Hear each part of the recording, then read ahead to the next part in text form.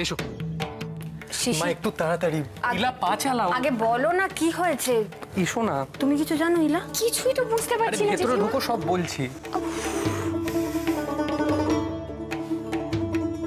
দেখো তো চিনতে পারো কিনা।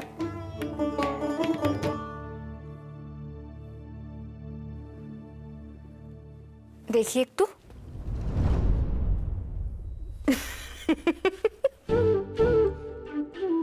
এ তো আমাদের ছোট দাদা।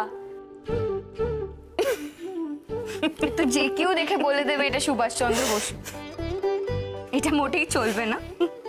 কিন্তু ছোট দাদা, এখন এই নজরবন্দি থেকে তোমার হঠাৎ ছদ্মবেশের কি প্রয়োজন হলো?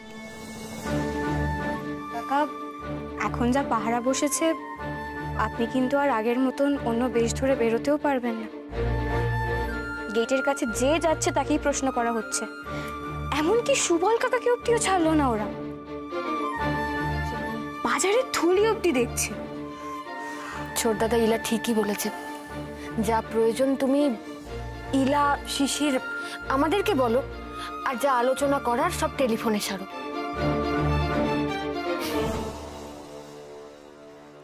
শিশির, দরজাটা বন্ধ করো।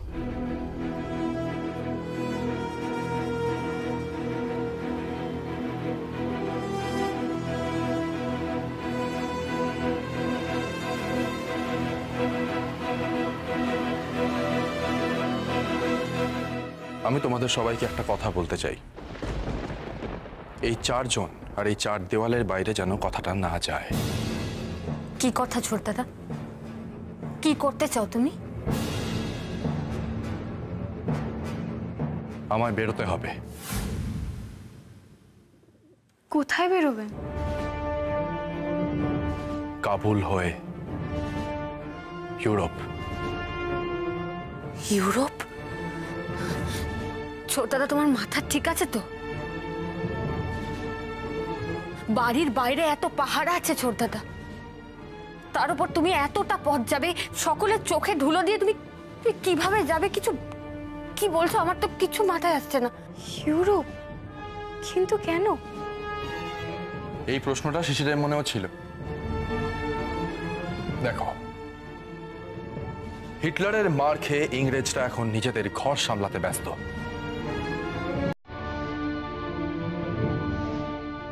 আর এই অপূর্ব সুযোগটাই আমাদের কাজে লাগাতে হবে।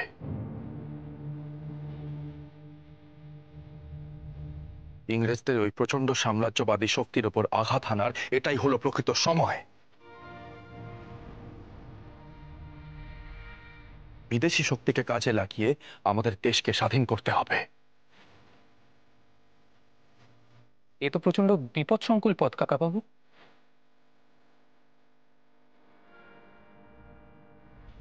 আমরা কি এখন কিছু কম বিপদের মধ্যে রয়েছি শিশির? কিন্তু আপনাকে তো সবাই চেনে।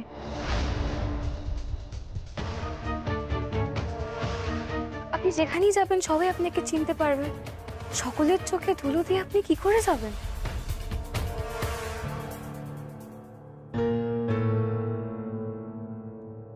নিশ্চয়ই যেতে পারবো। রাসবিহারী বসুর কথা মনে আছে তোমাদের?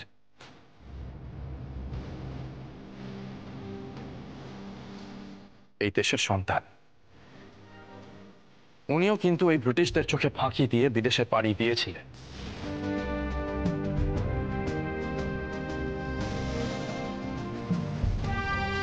পুলিশের চোখের সামনে দিয়ে বেরিয়ে গিয়েছিলেন উনি, কেউ ধরতে পারেনি।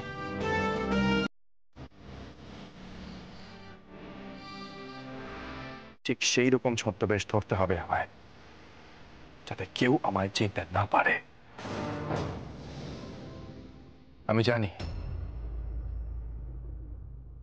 এই পথে প্রচুর ঝুঁকি রয়েছে।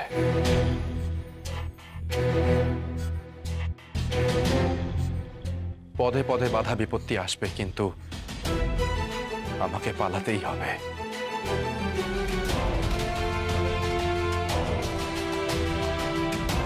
আমার দেশকে স্বাধীন করার জন্য আমার দেশটাকে ত্যাগ করতেই হবে।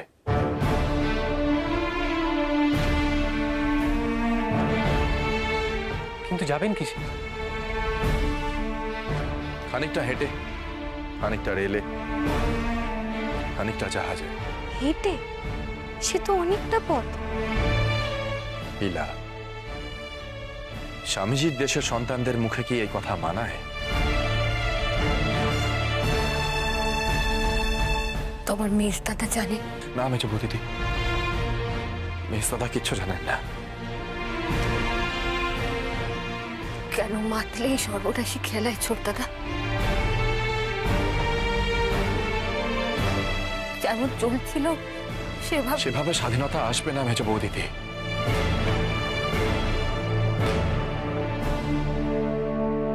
সেভাবে আসবে না স্বাধীনতা।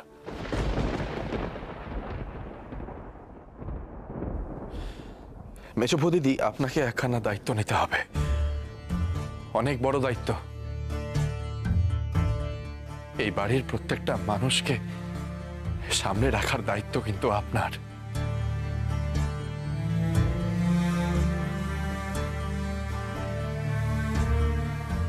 মা, মেজদাদা, সবাইকে সামনে রাখতে হবে কিন্তু।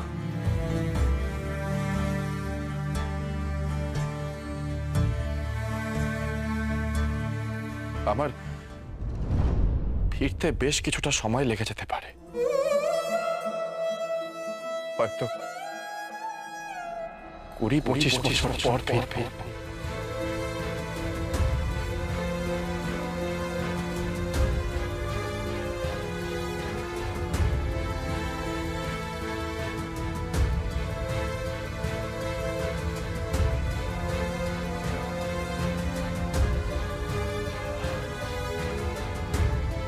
আমায় না করবেন না মেজো বৌদিদি, দয়া করুন আমায়।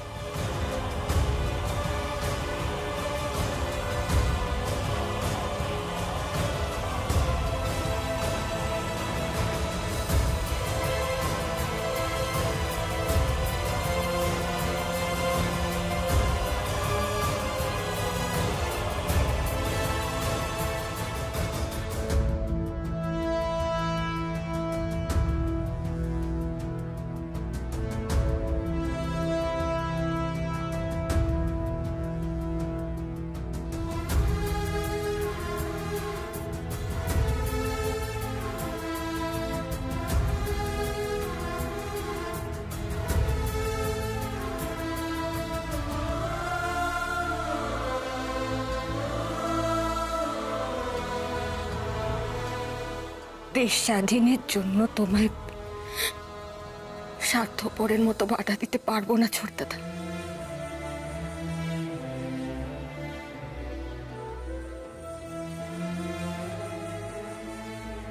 সুভাষচন্দ্র বসু শুধু বসু পরিবারের সন্তান নয়, সারা দেশের সন্তান।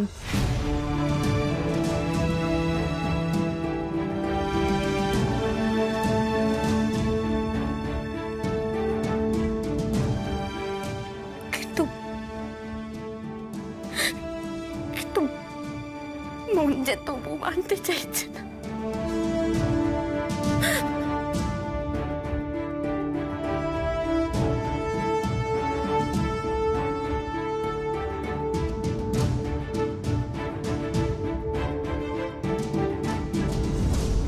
মেজো বৌদিদি, আমাকে যেতেই হবে।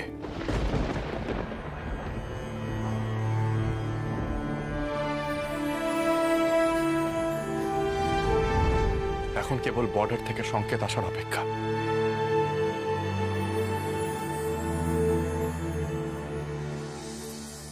সংকেত এলেই আমি শিশিরকে নিয়ে ছদ্মবেশে বেরিয়ে যাব। ভোটবন রোডের বাড়ি থেকে বেরোনো যাবে না, আমি এলকিন রোডের বাড়ি থেকেই বেরোবো।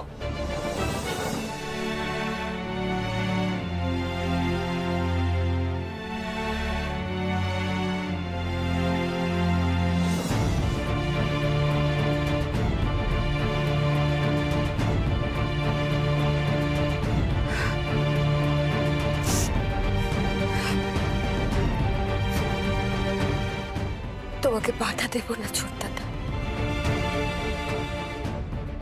শুধু একটাই প্রশ্ন আমার, এর শেষ কোথায়?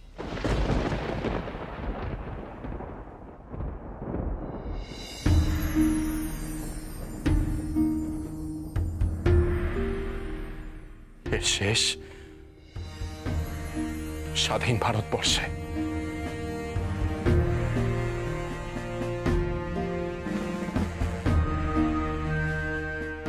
চিন্তা করবেন না মেজ বৌদিদি, আমি না ফিরলেও স্বাধীন ফিরবে। গাহে বিহঙ্গম পুণ্য সমীরণ নবজীবন রস ঢালে, তব করুণার অনুরাগে নিদ্রিত ভারত জাগে, তব চরণে নত মাথা। জয় জয় জয় হে জয় রাজেশ্বর ভারত ভাগ্য বিধাতা। জয় হে জয় হে জয় হে জয় জয় জয় জয় হে।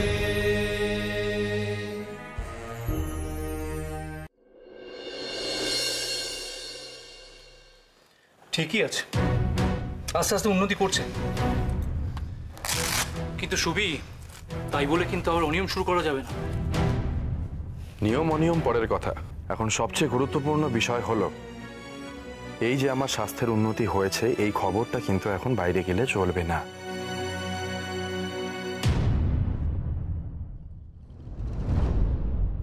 তাহলে কিন্তু পুলিশ আমাকে আবার জেলে পুরবে। কিন্তু কিছুদিন পরেই তো আপনার কেসের ডেট পড়েছে কোর্টে। তখন যদি পুলিশ আপনাকে দেখে ফেলে, ওরা তো বুঝে যাবে যে আপনি ধীরে ধীরে সুস্থ হয়ে উঠছেন।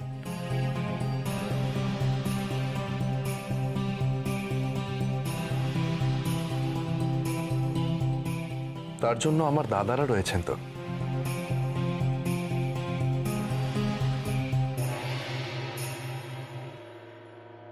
নতুন দাদা, তুমি আমাকে একটা মেডিকেল সার্টিফিকেট লিখে দেবে,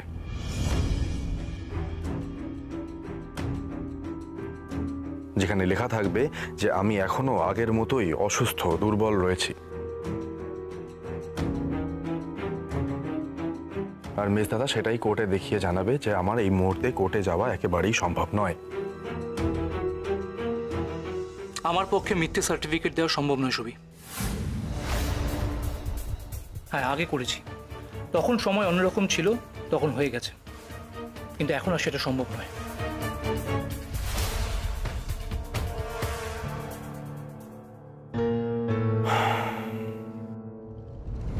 এবার তাহলে কি হবে? আমি জানতাম সুনীল রাজি হবে না। তাহলে এখন দ্বিতীয় রাস্তা কি কাকাবাবু? যখন একখানা পথ বন্ধ হয়ে যাবে, জানবে দ্বিতীয় পথ নিশ্চয়ই থাকবে।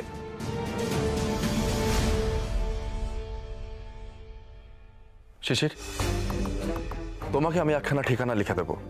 আমার বিশেষ বন্ধু ডক্টর পঞ্চানন চ্যাটার্জি, তুমি ওনার কাছে গিয়ে আমার কথা বলবে, আমি তোমাকে চিঠি লিখে দেব।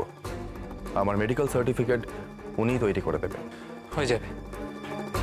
কি হয়ে যাবে শিশির? ওই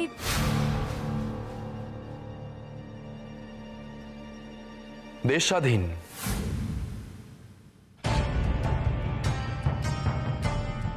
হতে তো হবেই, কি বলেন? হ্যাঁ, বটেই তো, হবেই তো।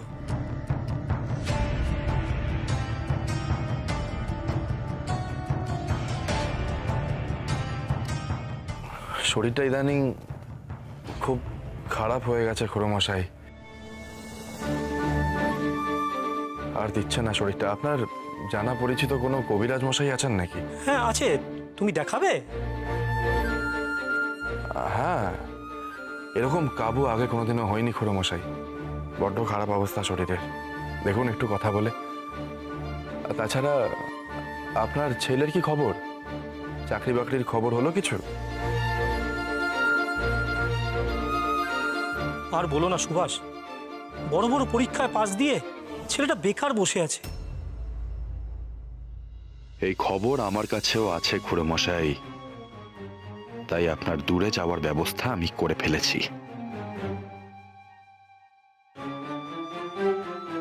সে কি, আপনার ছেলে তো খুবই মেধাবী ছাত্র।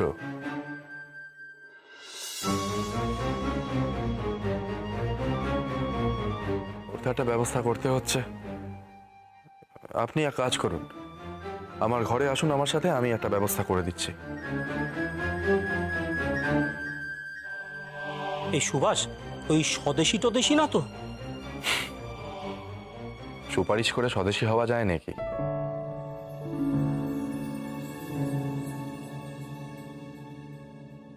একটা ভালো চাকরির বন্দোবস্ত করা যায় কিনা দেখি, চলুন।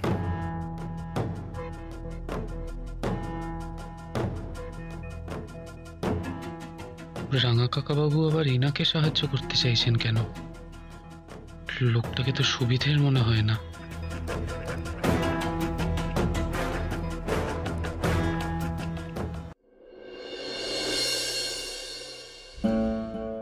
এবার লেখো, আমার পরম আত্মীয় মতিবাবুকে আপনার দপ্তরে পাঠাইতেছি।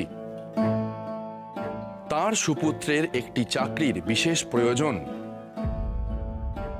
শিক্ষাগত যোগ্যতা যথেষ্ট। আপনি যদি সহায় হইয়া একটি চাকরির সুব্যবস্থা করিয়া দেন তবে বাধিত থাকিব। হলো, দাও, আমি একখানা সই করে দিই। আমার সই না দেখলে বুঝতে পারবে না যে সুপারিশখানা আমার করা।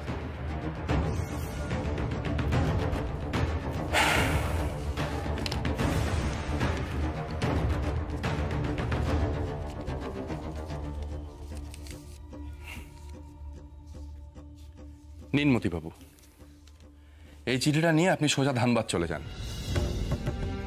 গিয়ে স্টেশন মাস্টারের সাথে দেখা করে এই চিঠি দেবেন। আপনার ছেলের চাকরির ব্যবস্থা নিশ্চয়ই হয়ে যাবে। দেখবেন, লেগে পড়ে থাকতে হবে কিন্তু, না হলে এই যুদ্ধের বাজারে চাকরি জোটানো কিন্তু খুব মুশকিল। ঠিকই বলেছ সুভাষ, ছেলেটার তো বিয়ে থাও দিতে হবে। হ্যাঁ, সেই তো। চাকরি না হলে তো কেউ নিজের মেয়ের বিয়ে দেবে না আপনার ছেলের সাথে। ধন্যবাদ সুভাষ, ধন্যবাদ। তোমাকে যে কি বলবো আমি নিজেই জানি না। তুমি বড় উপকার করলে গো। দিন রাত ছেলেটার চিন্তা। চাকরিতে জয়েন দিক, আমি বলবো একটা ছুটি নিয়ে এসে তোমার আশীর্বাদ নিয়ে যেতে। না না, এসবের কোনো প্রয়োজন নেই মতিবাবু। আপনি শুধু আপনার ছেলেকে বলবেন মন দিয়ে কাজ করতে, তাহলেই হবে। শুনুন, আপনি আর দেরি করবেন না। যত তাড়াতাড়ি সম্ভব আপনি ধানবাদের উদ্দেশ্যে রওনা দিন। না না, দেরি করবো না। আজ রাতের গাড়িতেই আমি ধানবাদ বেরিয়ে যাব। চলি বাবা, চলি। আসুন।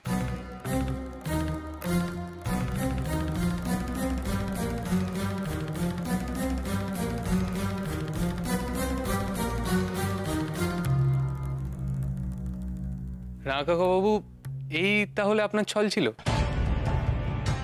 বেশ হয়েছে, এবার বুঝবে। বলছি রাঙা কাকাবাবু, আপনিও কি ঠিক সেই সন্দেহটাই করেছিলেন যেটা আমি করেছিলাম, আর সেই জন্যই ছোট দাদুকে ধানবাদ পাঠিয়ে দিলেন? Yes sir. কিন্তু রাঙা কাকাবাবু, ওনার ছেলে যদি সত্যি চাকরিটা পেয়ে যায় তাহলে তো উনি আবার ফেরত চলে আসবেন। আসবেন না। আমি মেজদাদাকে দিয়ে আমার ওই বন্ধুকে আগে টেলিগ্রাম পাঠিয়ে রেখেছি। উনি মতিবাবুকে ততদিন ধানবাদে ব্যস্ত রাখবেন যতদিন না আমার নিখোঁজ হবার খবর প্রকাশ্যে আসছে। সত্যি আপনি এমন পরিকল্পনা করেন কেউ বুঝতেও পারবে না। শিশির, শোনো, তুমি কাল সকালে গাড়ি নিয়ে বেরিয়ে পড়ো, ঠিক আছে? তারপর ফিরে এসে আমাকে রিপোর্ট দেবে, পারবে তো? আর শোনো, ভালো করে লক্ষ্য করে দেখবে কে কে তোমার উপর নজর রাখছে এবং কোথায় কিভাবে পুলিশ তোমার গাড়ির উপর নজর রাখছে সেটা ভালো করে লক্ষ্য করবে কিন্তু। আর তোমাকে আরো কয়েকটা দায়িত্ব নিতে হবে। একটা হোল্ডল কিনতে হবে, একটা সুটকেস কিনতে হবে, আর কিছু কার্ড অর্ডার দিতে হবে, কিন্তু অত্যন্ত গোপনে। রাঙাবাবু, কার্ড কেন? বলবো বলবো, ফিরে এসো সব বলবো। কত বড় সুটকেস কিনতে হবে, কার্ডে কি কি ছাপাতে হবে সব বলে দেবো। তুমি আজকে আর রাত করো না, তাড়াতাড়ি শুয়ে পড়ো।